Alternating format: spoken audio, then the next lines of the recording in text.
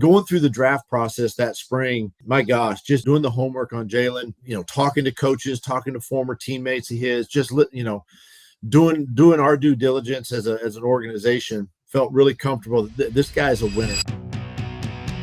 Doug Pederson joins us now here. Coach, how you doing, man? Dan, hey man, can you? I'm doing great. I'm doing just fine. Just so good to be on your show. Man, I got to tell you, Doug, we know so many people that that have intertwined with. I know that you love Frank, and Frank has talked. God, he loves you so much. That was one of the iconic years in Eagle history. You guys winning that Super Bowl. You guys were all connected here, and I was just wondering, take us back here. For you building a coaching staff and building that staff up, for you, give me some of the memories that go back to that year of 17. That was some of the things that stuck out the most to you that season. Yeah, well, first of all, Dan, when you're putting a staff together, obviously you want the best coaches, you want the best teachers, and really the best people. And that's why one of the reasons why I hired Frank Reich. And Frank and I played in the National Football League, as you know, around the same time, because we were all in the league at the same time. Yeah.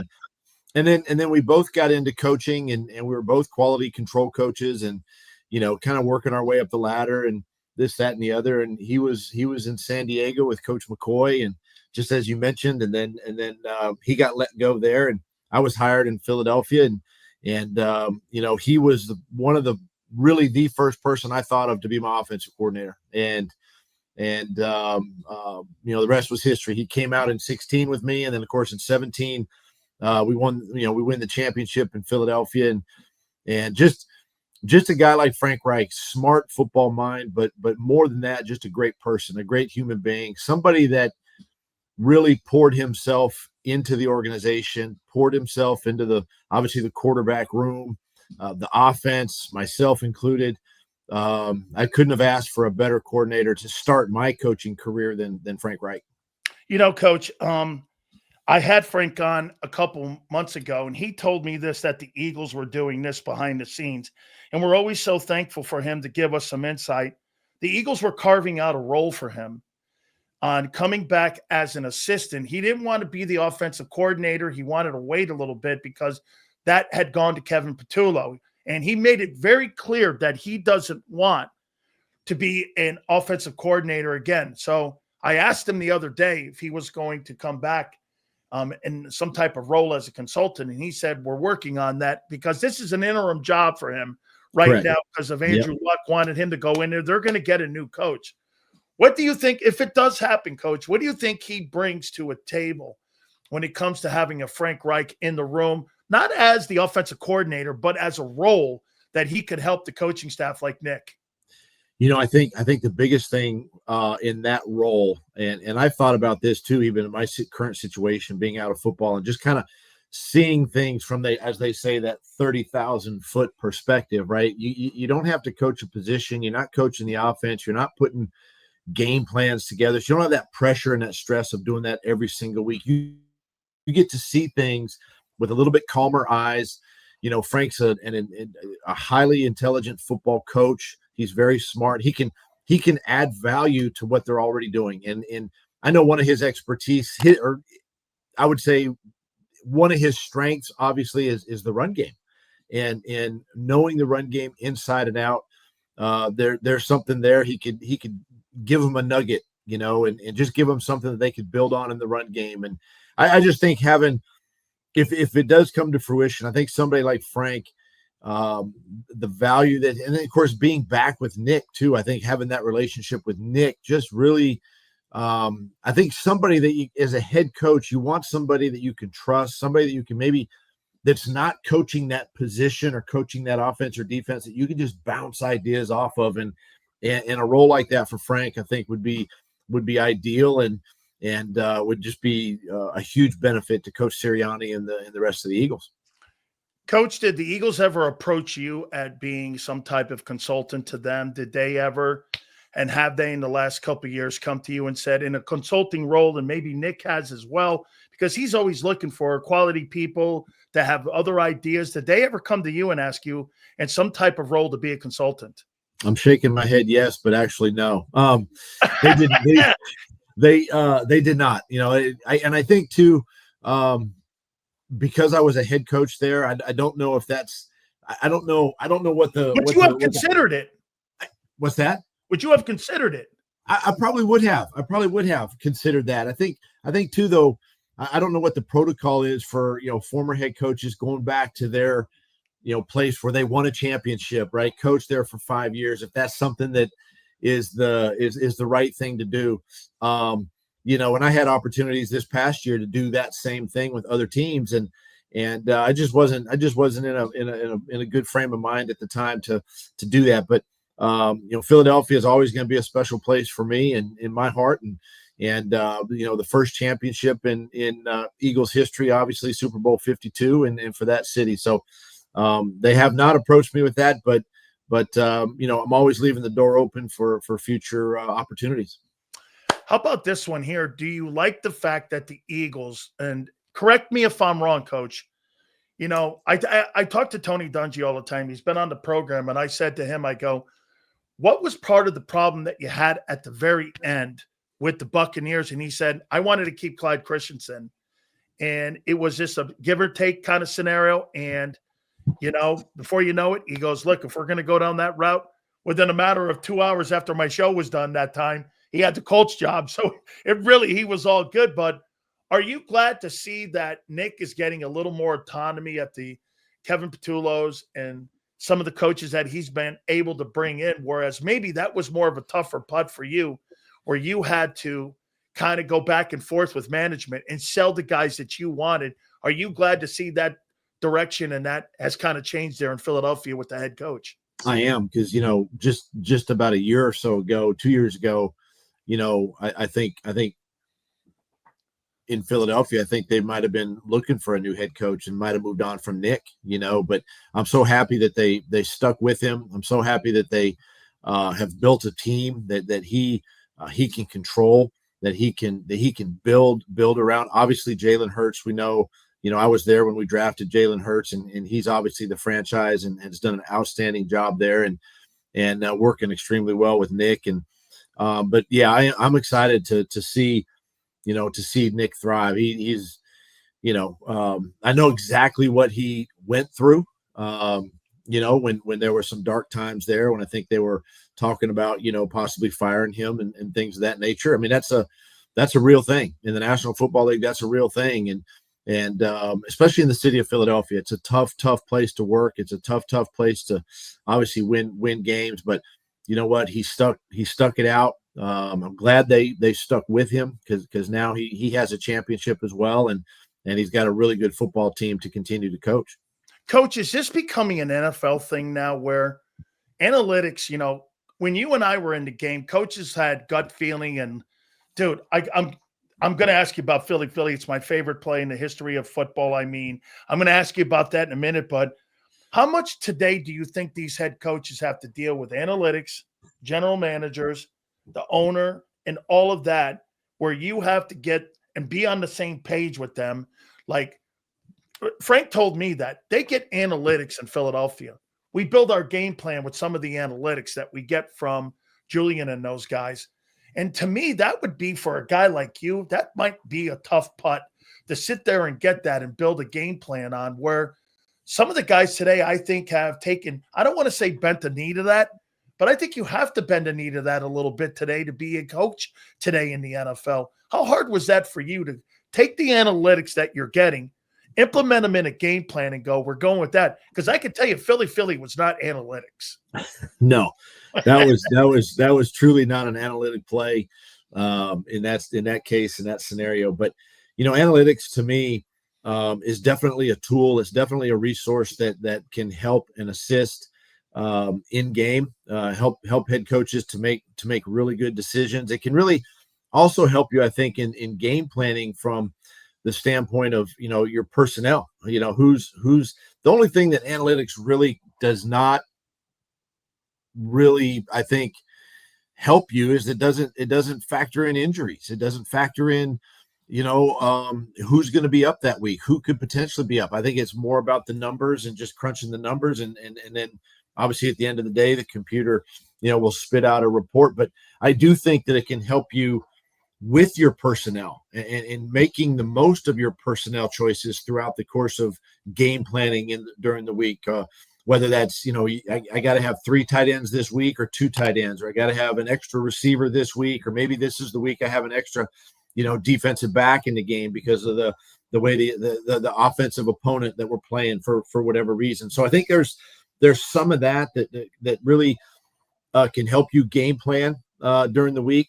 But a lot of it too, I mean, for me, it was a lot of, decisions I made in game were gut feel decisions. It's based on how is the team responding? How is the team playing? And I want to be able to look at a player in his eyes and go, how do you feel right now? Do you feel good about this play? Are you a little banged up? I got to get you out of the game, and things of that nature. And I just think that it's definitely a positive resource and a positive tool that can assist.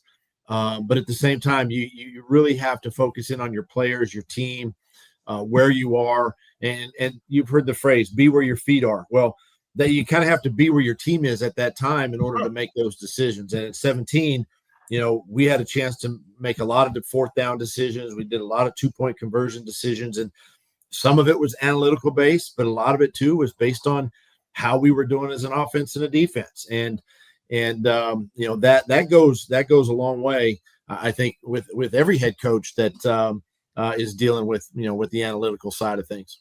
Coach, you mentioned something where your team is right now. A lot of drama going on in Philadelphia between the wide receiver, the quarterback. There was a team meeting that was called that was made public. I mean, how much is that on the head coach to sit there and see that? Because to me, I'm looking at, you and I have been former players, so that to me was more about personality driven than whether or not it's schematics and how we're approaching going about playing offense. Because I would have the offensive line and everybody else, Dallas Goedert, in the room with us asking their opinion. So this had to be personality driven.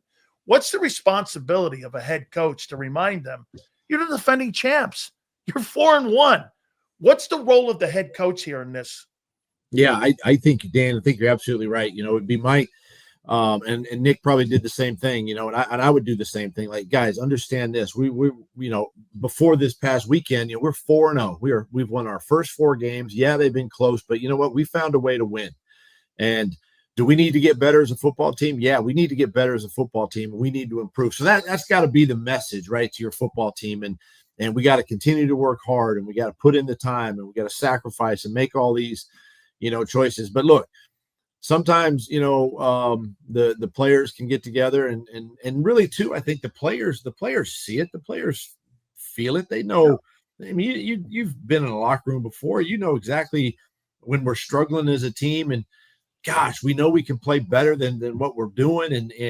But we're still 4-0 or now 4-1. But, we got a lot of football ahead of us, a lot of things to fix. So, these player meetings can be good if they're directed in the right way and if the right people are leading it. But at the same time, I'd have to lean on the head coach, his messaging to the football team, and say, guys, we do have some work ahead of us. We have to improve in these 2, 3, 4 areas, whatever, but just be mindful. We're 4-1. We're still on top of the NFC East. We're still one of the top teams in the NFC. A lot of games ahead of us. So I think that's the messaging that Nick probably, said to his football team. But at the same time, I think players too can clear the air just a little bit, especially if that elephant in the room is bigger than the team. For you, without a doubt here, how would you say that the biggest regret that you had, and I'm sure that there's a few others here, but do you think one of the biggest regrets that you had is that you didn't get a chance to develop Jalen Hurts? That you didn't get a chance because, Nick, correct me if I'm wrong, and please do if here. I thought when you guys drafted him, he was going to be the safety belt, the seat belt to Carson Wentz. I didn't see him as the guy who was going to be the guy. The organization had just given him a $30 million a year deal. I mean, they were going to have this guy, and I thought he was going to be the seatbelt. Now, we always see guys that you draft in the – look at Russell Wilson. He evolved into being a starter. So you saw what Kirk Cousins did with RG3. All of that sometimes plays itself out. Go take me back on what you saw with Hurts. Are you surprised where he is? And is that a regret you didn't get a chance to coach him? So going back, obviously, we drafted Carson Wentz to be the guy, right? In my first year in 2016, we drafted Carson Wentz. He's going to come in, be the starter, and we're going to hang our hat on Carson Wentz. We didn't expect him to get hurt, things of that nature. But, having played the position, you really need two quarterbacks in the National Football League. You need two guys that are very capable of going in and winning football games. One, obviously, your starter, and then a competent backup. So when we get to the draft and get a chance to draft Jalen Hurts, that was our mindset. Our mindset was to bring in a young kid that we can groom, that we can get him ready to be the backup behind Carson, learn from Carson for a couple years. And then whenever Carson steps aside, however many years away that is, now you've got another guy that you've been grooming that can take over. Or if Carson were to get hurt, there's Jalen Hurts, because we obviously won a Super Bowl with a backup quarterback, a veteran backup quarterback in Nick Foles. And so going through the draft process that spring, my gosh, just doing the homework on Jalen, talking to coaches, talking to former teammates of his, just doing our due diligence as an organization, felt really comfortable. This guy's a winner. This is, to me, I had a chance to work out Russell Wilson when he was at the University of Wisconsin. And I came away from that interview and that workout, much like Nick Foles, saying, if we get a chance to draft one of these guys, we need to draft him, because this player has that it factor, right? Well, Jalen has that it factor. He's all ball, man. He is all business. He wants to win. He wants to win bad. And I think, too, some of it is probably the circumstances that he was faced at Alabama. Yep. He got, Nick Saban benched him. He comes back. He sticks with Alabama. He comes back the next year and basically gets them through the SEC championship game. I think the following season, he could have easily left after getting benched by, and Tua takes over, whatever. He easily could have left, but he stuck it out. Then he finishes that year. He goes to Oklahoma, and he has a really good year at Oklahoma. And so just, I think all of that really is motivation for Jalen. He's always, to me, he's probably always been the underdog. He's probably always had, he's not the biggest kid. He doesn't have the best arm. There's all this stuff he's listening to. Well, all of that is fuel for the fire, for Jalen Hurts. And so, we draft him in 20 and make him our number 2. And then ultimately at the end of the season, I made a decision to start him for the last 4 games. And I did that, but I do. I wish I would have had an opportunity to coach him, past that year, and to see where, obviously, how he's grown. It's been fun to watch his career from afar. I talk to him from time to time, just to encourage him and I wish him well. But you do kind of look back and go, man, if you had a chance to put your hands on that guy, hopefully he would have the same success that he's having now, and win another championship. But those are things that happen. It's the National Football League. We come and go as coaches, but that was one player that I wish I could have had a chance to really coach. It's funny, Coach. Sounded like a guy I know with the journey that he went on, and maybe that was one of the things that attracted you to Jalen Hurts was, I like journeys too. Jaden Daniels went on this journey with Arizona State, and we had Herm Edwards on, and we were talking about people that have been on ups and downs and ebb and flows in their careers, and maybe like yourself, who was that guy too when he played, had those ebb and flows. Maybe that's what attracted you to Jalen Hurts, was because you saw a little bit in him, and you knew that what these kind of people are made of because you like those journeys. You're probably right, Dan. I mean, you look at that and you go, you're kind of faced with adversity most of your career. You've had to work for everything that you've earned and gotten in the National Football League. And I think Jalen feels the same way. He's had to earn everything, right? Nothing was ever handed to him. Nothing was ever handed to me. So I think there's some parallels there, just a great young man to see him come into that organization and learn from Carson that first year. And then ultimately, Carson and I both move on, but he takes over and listen, he wins another championship for them. So just excited for Jalen, and just continues to battle and continues to have the success that I knew in my heart that he was gonna have. Couple last questions for you, Coach. It's one of the greatest substitute teacher stories of all time. And I talked to Dick Vermeil when Trent Green went down. He banged his head against the wall, and he said everybody was in the room, Mike Martz and everyone, and they went, we got to get a quarterback. We got to trade for a quarterback. We got to get a guy in here. And Vermeil went, there's something about that guy. There's just something about that guy. And I'm going to sit there and I'm going to go with the guy who ends up taking the greatest show on turf, Kurt Warner, and they end up winning 2 NFC titles in a Super Bowl. There's something about him. After Wentz goes down in Los Angeles, how did you address the team? I mean, you're 11-2. You sit there, you got some games remaining there. You've got to bring in Foles, who, by the way, people don't mean, I know many people in Philly know, what was it, 2016 TDs, 2 pick. He had an all-pro season a couple years earlier. So it wasn't like a traditional dude. But you and Frank, I've always said this, Coach, about that move you made. It took 2 backup quarterbacks to figure out how to take a backup quarterback across the finish line. There were 3 backup quarterbacks in Philly that were going through that stretch run. How did you sell that to the rest of the locker room? And that was the probably the $64,000 question I wrestled with on the airplane back from LA, after Carson went down and got hurt, and I got the news that, he had tore his knee up and was going to miss the remainder of the season. And I felt, listen, and Nick Foles came in and ended up helping us win that game right in LA. It wasn't like he started the next week. He came in and had to finish that game and really played well for us. And we ended up winning that game. But on the way home, I kept thinking, how am I going to address the team, when I see them in a couple of days?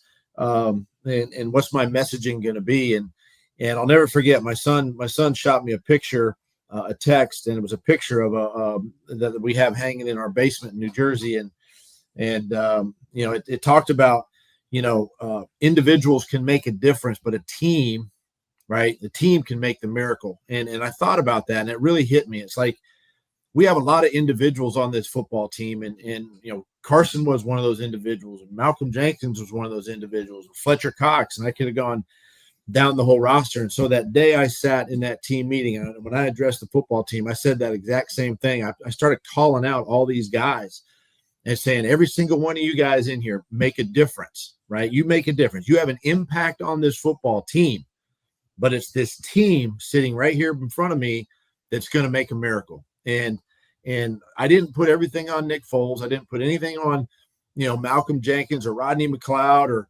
Alshon Jeffrey, whoever, Nelson Aguilar. I didn't do that. I said, it's going to be this team right here, that's going to make the miracle. And the guys bought into that. And the guys really believed in themselves. We were 11-2, as you mentioned. We had 3 games left on our schedule. We won 2 of the next 3. So we ended up 13-3 that year. And we were the number 1 team in the NFC. And all we kept hearing about was how bad we were going to be. We were going to get bounced in the first round. We're really the divisional round. We were a terrible team, with a backup quarterback and all this kind of stuff. But Frank and I just spent a lot of time with Nick Foles over the course of the next couple of weeks, just going back and figuring out what Nick Foles likes to do, how he operates as a quarterback. He's not going to be Carson Wentz. Carson likes to do things a certain way. Nick is probably a 180 from Carson.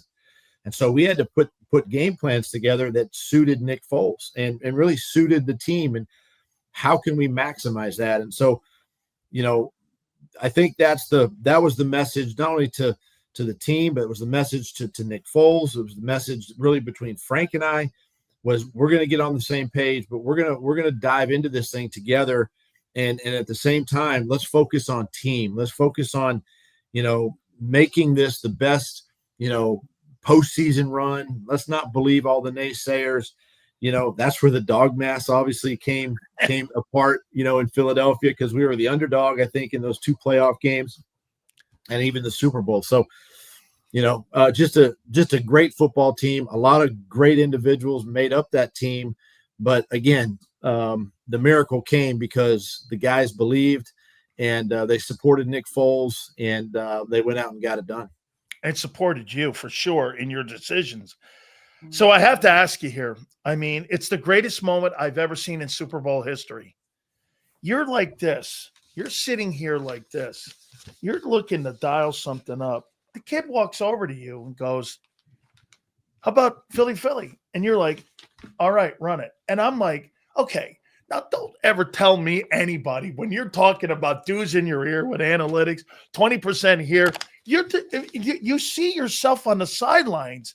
Doug, you're like this. You're knee deep. You're looking. You're hearing Frank. And he just comes over and you go, okay, let's run it. What sold you at that moment for you to run that play?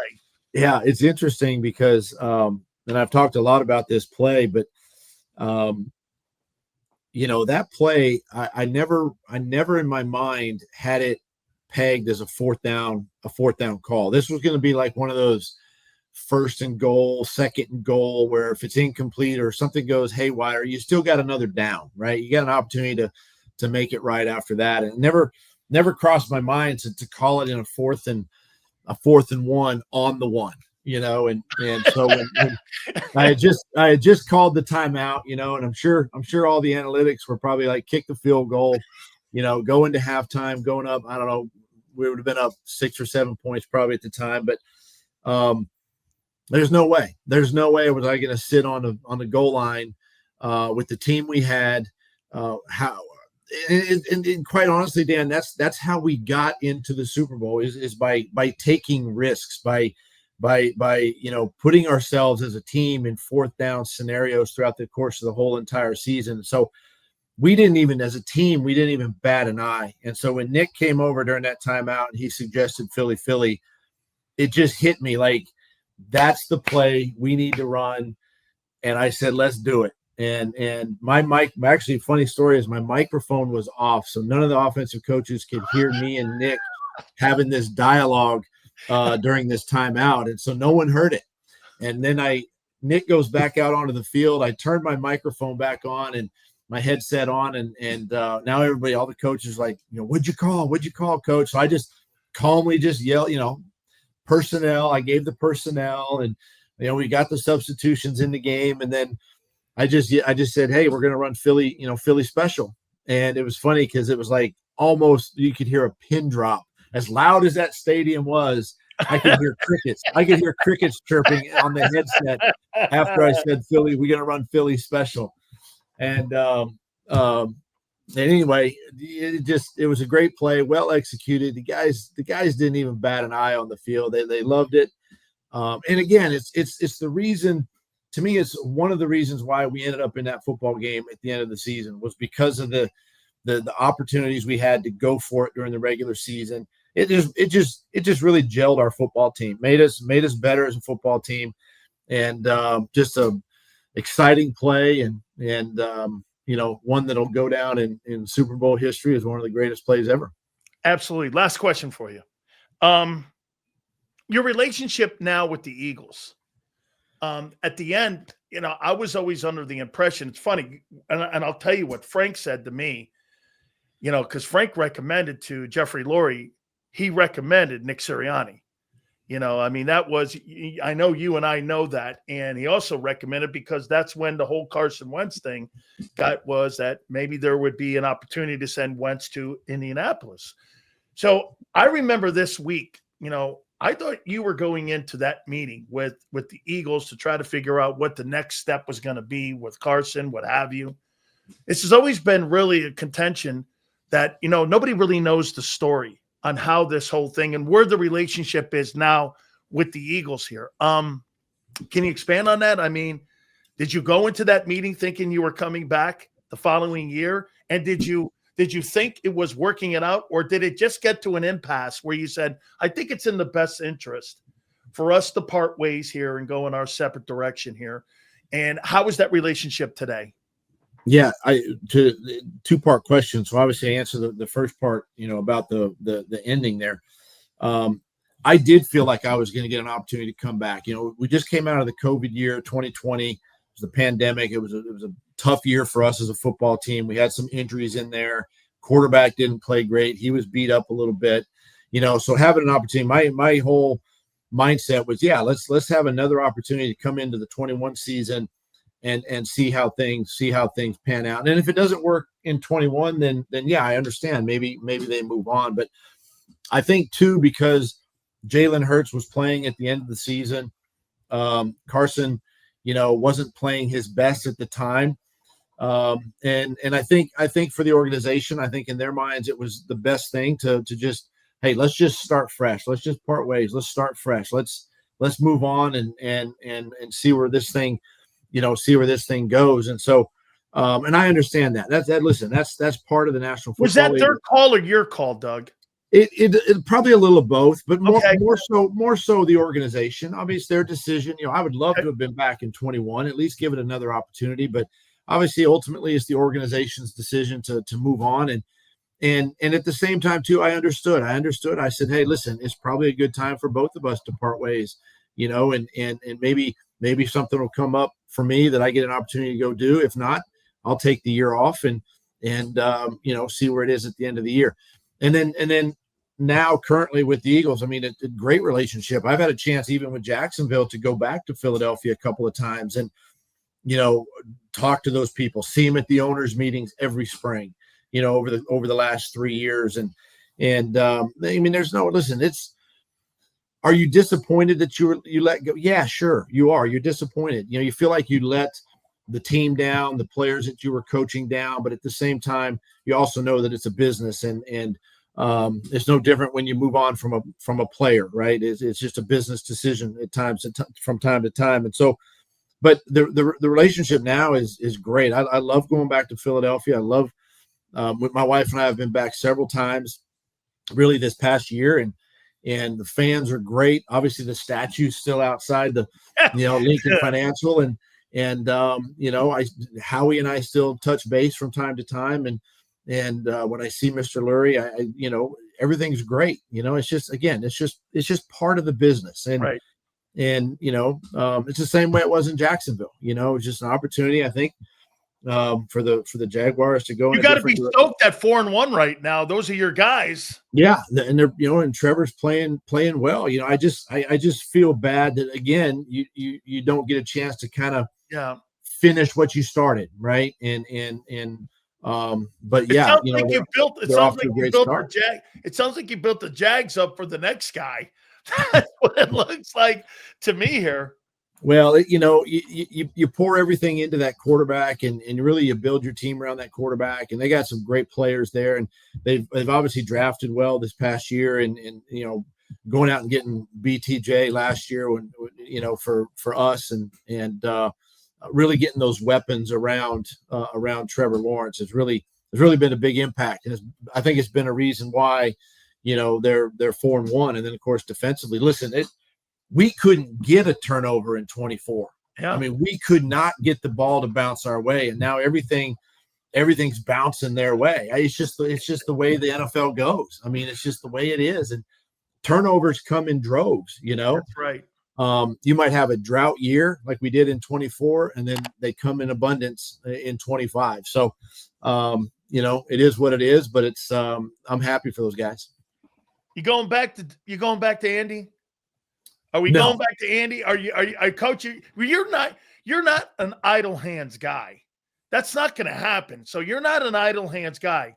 Are you getting back into coaching? I mean, I know you've had opportunities. I mean, are you thinking about getting back in? I mean, are we going to see you somewhere in some role on a sideline in 2026? We're gonna see. We're gonna see what teams are needing head coaches, and I'll make a decision, when that time comes. But and then listen, there's also got to be interest, in me. There's got to be interest in interviewing me. So we'll see. We'll see what happens. I still have the passion and the desire and the drive to. That's the one thing you miss, and this as a former player, you miss the locker room, you miss the guys, you miss competition, you miss game day, and those are the things that I miss, and being around the guys that way. And so we'll see what the rest of this year holds, and make a decision. I could see you coaching the University of Alabama. Do that Nick Saban role, roll in there, and I could see you there at Tuscaloosa hiring all your guys in there and Yeah. big time college football gigs. I think that'd be great. Coach, I hope we can do this again. You've been spectacular, man. Everybody in Philly, I've been pimping this thing for the last week and a half here, and thank you again. I so hope we can do this again. All the love to you guys. And believe me, everybody in Philly loves you, man. I mean, I got nothing but text messages, people telling me how much they love you still in Philadelphia. So I think you should know that how much people respect you. It does. Much. Yeah, it does mean a lot, that you're obviously well respected and obviously bringing a city their first championship and means a lot. It's a great fan base there, great people there. So I appreciate that. Thank you so much, Coach. I appreciate you. Thank you, Dan.